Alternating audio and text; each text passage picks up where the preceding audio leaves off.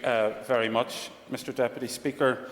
There is an apocryphal story about an old soldier at the end of the Second World War who didn't realise that the Japanese had surrendered, and he kept on fighting in the jungle for years afterwards without realising what had happened. When I hear myself and Matthew O'Toole talk about Brexit, I'm sometimes minded of that allegory. We can fight till doomsday around this issue, but I don't wish to refight the 2016 referendum. Following on from what my other colleague from South Belfast, Ms Bradshaw, said about the erection of barriers, I think that she will find one of the major reasons why we're in this situation was the callous and spiteful decision of the European Union to invoke Article 16 some time ago as a means of seeking to deny the people of this country access to their vaccines. And the Health Minister himself rightly said everyone thought that work was progressing well until the EU triggered Article 16 over vaccines. That unnerved people, that unsettled people, and that has, I suppose, increased to the level of concern that we are seeing, especially from smaller, more intricate suppliers of medicines and medical devices. It is quite clear where the belligerence in this situation has come from, and it has not come from the elected representatives of the people of Northern Ireland or from the government of the United Kingdom. I just want to make a few points and then I will give way to you. What this situation demonstrates to us is that the Northern Ireland Protocol is bad for your health. 98% of all medicines and medical equipment come into this country from Great Britain. And in that context, I think it's important that we reflect upon the scale of the health challenges that we are facing. Obviously, for the past 14 months, the Health Service has been focused almost entirely on tackling the threat of COVID-19. As a consequence, 16,000 surgical procedures have been cancelled in this country. More than 320,000 people are sitting on a waiting list. That's 1 in 6 of the entire population. And we need the resources. Obviously, the Minister will say he needs the money, and I accept that, but we need the resources. It's not simply money and staff, it's also medicines and medical equipment. And anything... no, I don't want to hear from a Brussels cheerleader right now, Mr Dixon, thank you.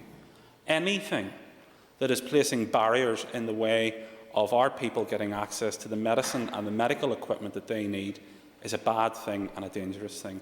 Anything undertaken to deny our people medical supplies is not merely the act of some overzealous bureaucrat. This is a deliberate act of cruel aggression and belligerence towards the people of Northern Ireland. And, Mr Dixon, was it? Yep. Go on ahead. Very briefly.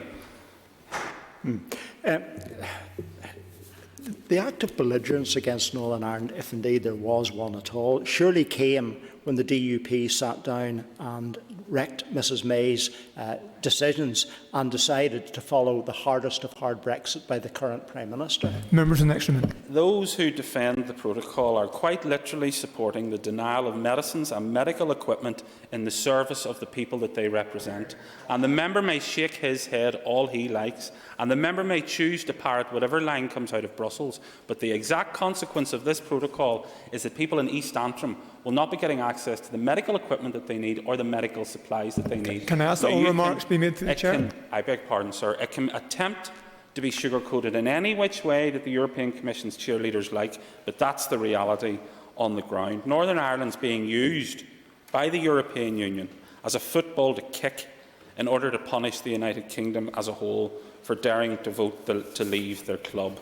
And this is demonstrative in the fact that 20% of all checks taking place on the EU's borders are being conducted across the North Channel, a region that represents well below 1% of the European population as a whole.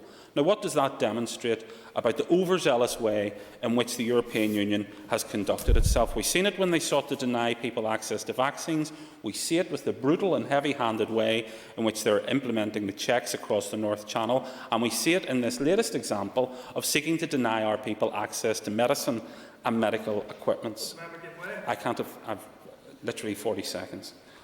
Already we've been told by the Health Minister that a request to extend the grace and favour periods in relation to medicines has not been agreed. What possible justification can there be for such belligerence beyond spite?